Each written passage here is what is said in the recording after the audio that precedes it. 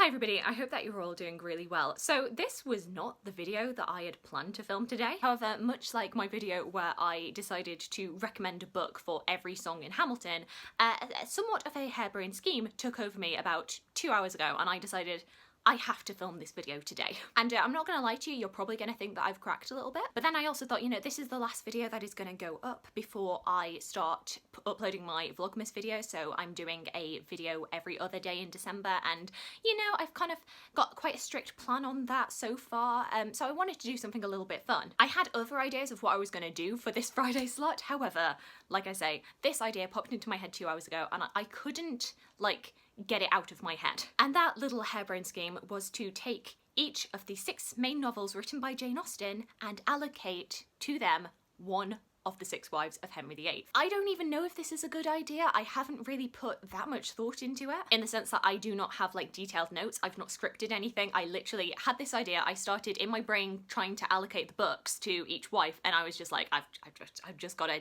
run with the madness, and I've just got to do this right now. So in preparation for this video, I'm wearing my Jane Austen pin, which is my Pride and Prejudice quote, "My courage always rises at every attempt to intimidate me." I've also got on today my Sixth the Musical top, which I love very much. I did for a moment think about having like my Anne Boleyn pin on this side and then Jane on this side, you know, to match the interest, but I thought that might be pushing it a little bit too far. I mean, I suppose if we wanted to go like mega wild with this, I could do a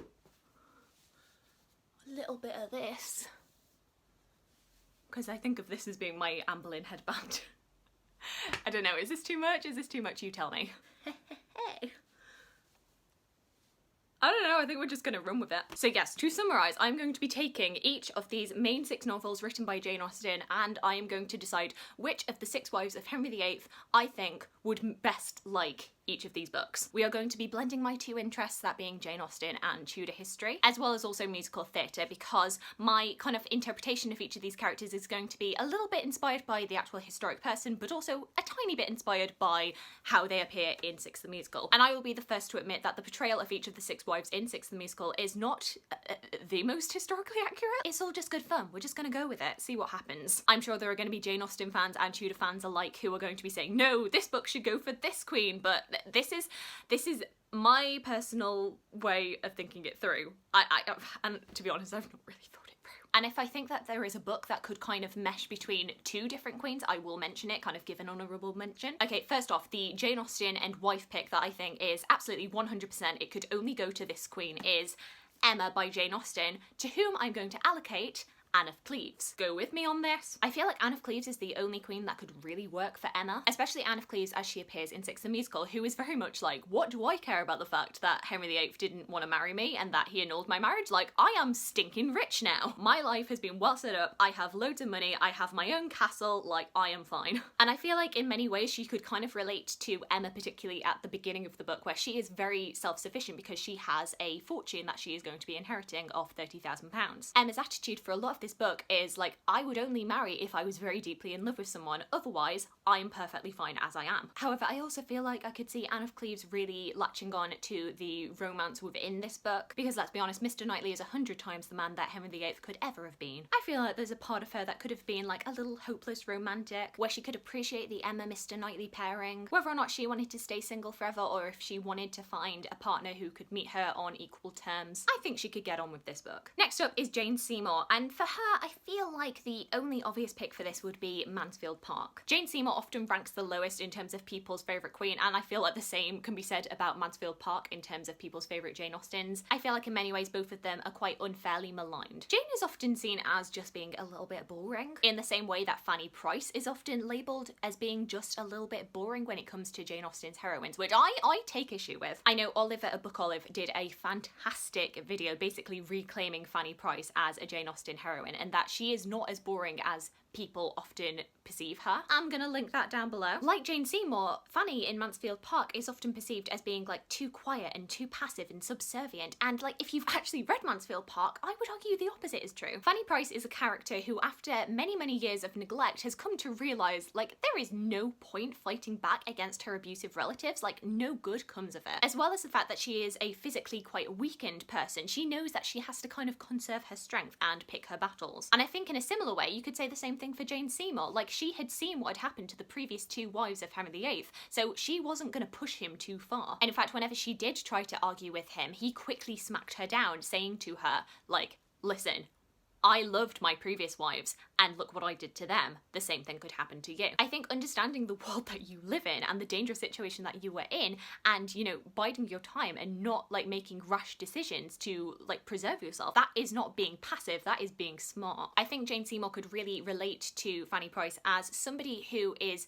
very quiet and other people often overlook, but through the course of the novel really comes into her own, and people start to recognise what a gem she actually is. Like the Jane Seymour that we see in the song Heart of Stone, Fanny is somebody who, when it comes to love, she is constant. You can build me up, you can tear me down, you can try, but I'm unbreakable. Like, does Edmund Bertram really deserve Fanny Price? Absolutely not, in the same kind of way that Henry VIII really does not deserve Jane Seymour, but they both love them anyway. And something has to be said for that kind of constancy. But let's be honest, both Fanny Price and Jane Seymour deserved so much better. Next up we have Catherine Howard, who is the fifth wife of Henry VIII. And in terms of a Jane Austen novel that I thought was really perfect for her, I had to go with Northanger Abbey. I feel like Catherine Howard would really enjoy this coming of age story about a young heroine who is kind of silly. She's kind of naive, she doesn't know much of the world. She engages in a lot of fantasies that turn out not to be true, in a very similar way to the fact that Catherine Howard was similarly the youngest of the six wives of Henry VIII. She probably had very different, slightly more romantic notions of how her life was going to turn out. And it all ended in tragedy, which is why I think she would really appreciate the happy ending in this book. A storyline in which the naive young girl does not get punished for her naivety. Catherine Nolan does not get punished for her lack of understanding about the world. She gets the chance to grow and become a better person, which is an opportunity that Catherine Howard did not get. There is also a little bit of a juicy adultery plotline in this, which I feel like Catherine Howard would just be like, hello. I feel like she'd enjoy some of the gossip in here. And the love interest in here who appears a nice guy and actually is a nice guy. Oh, Henry Tilney, what an underrated gem. This video might be a mistake, I don't know what I'm doing. Next up, it was kind of hard to pin down what book I wanted to use for Anne Boleyn, who is my favourite of the six wives. She's everybody's favourite of the six wives, let's be honest. And similarly, it was also hard to pin down which wife would match my favourite Jane Austen novel of them all, Pride and Prejudice. Yes, Pride and Prejudice is my favourite Jane Austen novel and Anne Boleyn is my favourite of the six wives. Sorry, I'm basic. But when I actually came to think of it, I feel like Anne Boleyn would really love Pride and Prejudice. I feel like in many ways she would want to see herself as Elizabeth Bennet, the Jane Austen heroine who is above all witty, intelligent, astute, but who also does have some flaws in the fact that she is very proud and prejudiced. I feel like she'd be able to really relate to the turbulent relationship between Mr. Darcy and Elizabeth Bennet, because of course her relationship to Henry VIII was both very, very passionate, but also very argumentative. I feel like especially if she was watching the 2005 film, she would absolutely eat up the rain scene. What is this video? I feel like I actually have just gone mad. And once again, like the pick for Catherine Howard, she would probably really appreciate the happy ending that she never got to have. And finally, we are getting to the last two queens, that being Catherine of Aragon, who is the first wife of Henry VIII, and Catherine Parr, who was the final wife of Henry VIII,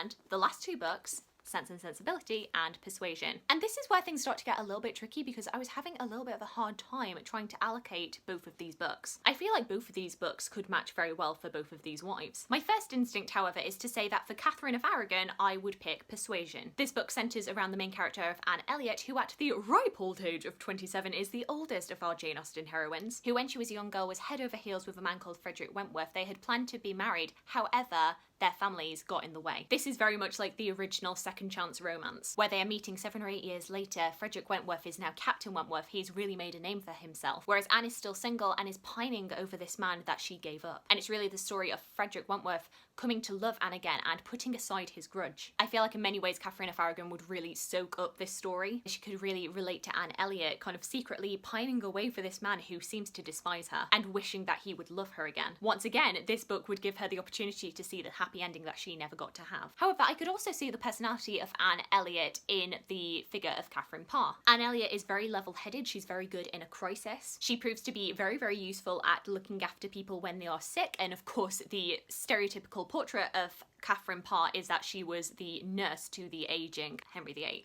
However, there are a lot of historians that are now coming out and saying that this picture of Catherine Parr as just being the nurse to Henry VIII is not really accurate, that's not all she was to him. So in that kind of sense, I'm less tempted to use Persuasion for Catherine Parr. Instead, when it comes to the final of Henry VIII's six wives, I would like to suggest Sense and Sensibility. I feel particularly like Catherine Parr would really relate to Eleanor Dashwood, and especially her struggles with keeping her emotions in check when she is desperately in love with Edward Ferrars, but she's not able to say that in the same kind of way that Catherine Parr was really desperately in love with Thomas Seymour but wasn't able to do anything about it once Henry VIII started making eyes at her. I feel like Catherine Parr would also really appreciate the conversations that Marianne has about art and poetry, and I feel like Catherine Parr would also be really devastated for Marianne for the fact that her relationship with Willoughby is not successful. But then I also feel like Catherine of Aragon would really relate to these two contrasting sisters and kind of see them in her own personality, especially when it comes to her finding out about Henry VIII's plans to put her aside. I feel like she'd be kind of jutting between the two sisters' personalities, you know, Eleanor with her stoicism and Marianne with just her emotional upheaval. She'd be trying really, really hard to keep a calm exterior despite the fact that, like, all hell is breaking loose in her head. I feel like maybe she would see herself in Eleanor and then maybe see Anne Boleyn as the Marianne figure. I feel like both Catherine Parr and Catherine of Aragon would be able to relate in some way to the Dashwoods' financial situation. Famously, after Prince Arthur died, who was Catherine of Aragon's first husband, things financially were not that secure for Catherine of Aragon. Henry VII was a bit of a miser and denied her money. I feel like she would definitely have to relate to the struggle of having to economise and strip everything back. In the same kind of way, I feel like Catherine Parr could really relate to that because she was very much reliant on her husbands for her security. Marrying well for her chances of survival was always at the forefront of her mind, which is the reason that she had to put aside Thomas Seymour in favour of Henry VIII. You know, that and the fact that you don't say no to Henry VIII. Ultimately, I think I am going to go Catherine Parr for this and Persuasion for Catherine of Aragon, but I think it's kind of like a tight match there. So yay, that is the end of my slightly mad video. I hope it was fun. I hope it made some sort of sense and wasn't just mad ramblings. Like I say, I wanted to do something a little bit fun and a little bit different coming up to Vlogmas. I thought this would be like a nice little palette cleanser. Do let me know what you think of my reasoning, and do also let me know if you disagree with any of my picks. I feel like you could kind of manipulate each of these stories to fit each of the different wives, but I was very conscious of wanting to have like each book match to each queen. What can I really say aside from I love Jane Austen, I love the Tudors, I love Six the Musical, you know, it's a perfect blend of all my interests. Anyway, I will leave it there. Like I say, I would love to hear any of your thoughts down below. I'd love to hear from you. I hope you're having a fantastic, fantastic day, and I look forward to talking to you again soon. Thanks. Bye.